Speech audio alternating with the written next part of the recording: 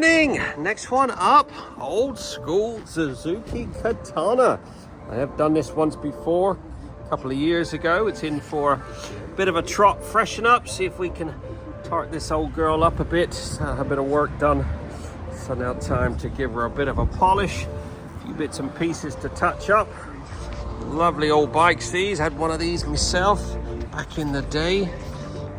But, let's get some stands out, get this washed, and then we'll get it in the studio for a bit of polishing. These engine cases to polish up, see if we can do something with this top yoke. Looking a little sad from his keys. Let's get cracking. Wish me luck.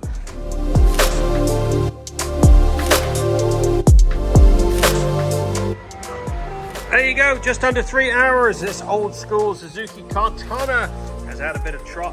TLC, managed to get that exhaust all polished up, polished the ends of those rims, mirror polished up all the engine cases. Little bits and pieces that need a bit of attention has been attended to.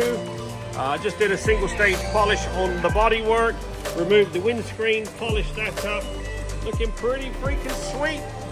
Get yours booked in now. We love a classic.